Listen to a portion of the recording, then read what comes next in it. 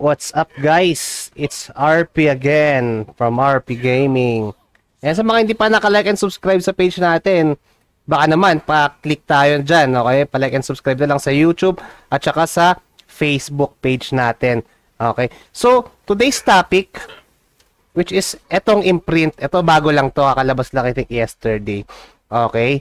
So, meron tayong Tyrannus imprint, meron tayong Secretus imprint, meron tayong Calion's imprint, at saka Oberon's imprint. Okay? So, ano ba nakukuha dito?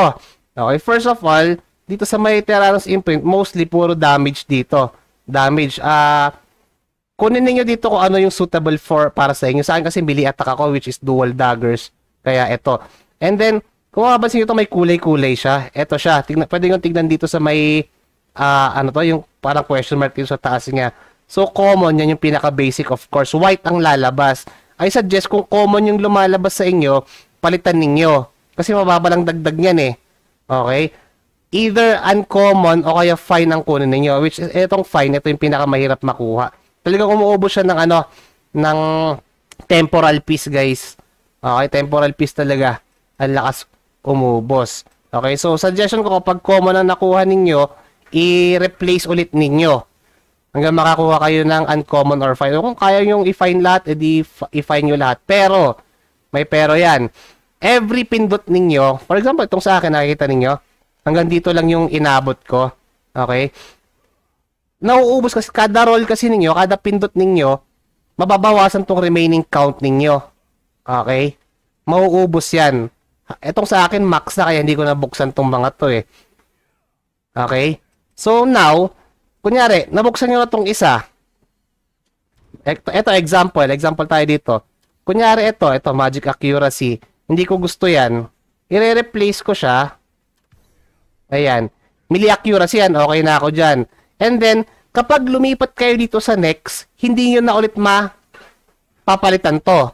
Okay, tandaan nyo, hindi nyo na mapapalitan to. Baka kasi unlock kayo ng unlock. Tapos, hindi nyo na mapapalikan yan. Either mag-reset kayo or what. Okay? So, kapag clinic ko na tong unlock dito sa baba, ayan o, magic critical hit, hindi nyo na ma-replace to. Okay?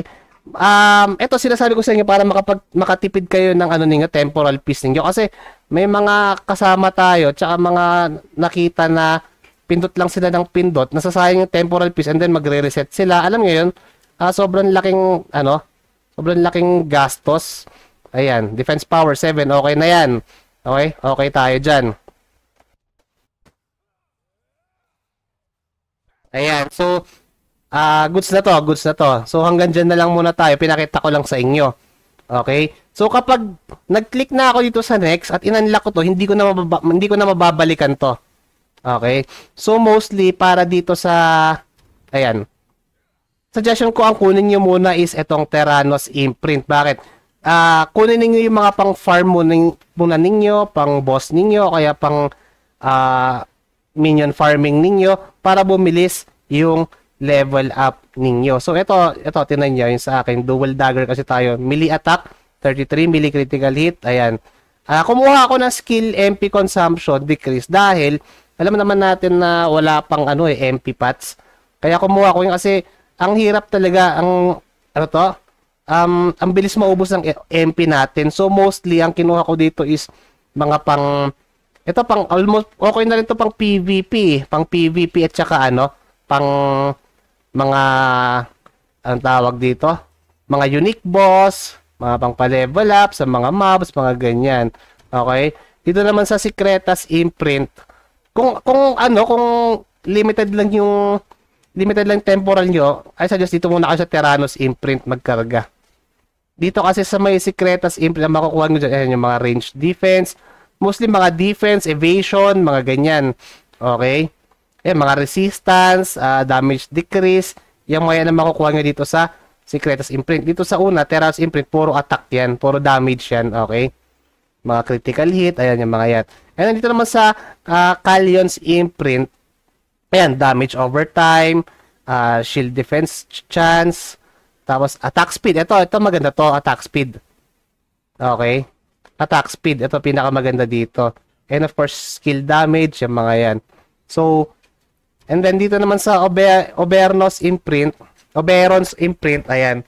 Andito naman yung additional na parang mga defense ninyo, pang defense ninyo like melee accuracy, evasion, melee attack, defense power, at accuracy. So, puro def dito. Kung kakaumpisa lang ninyo dito, suggestion ko, dito muna kayo sa Terranos imprint and then kunin ninyo kung pwedeng itong fine o kaya itong uncommon. Pag marami naman kayong temporal piece, kung kaya nyo makuha to, kunin ninyo. Pero yun lang, tansyahin nyo lang rin dahil may count yan. May roll count yan. Okay? May max lang yan.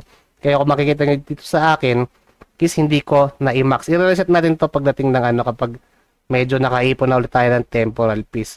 So, yun guys, yung sa temporal, yun yung sa imprint natin. Konting suggestion lang or based on my opinion para makatulong sa inyo, mas makatipid kayo ng temporal piece. So, that's it guys. Yun lang po para sa araw na to. Maraming salamat po. Again, like and subscribe tayo. RP Gaming, YouTube, and Facebook.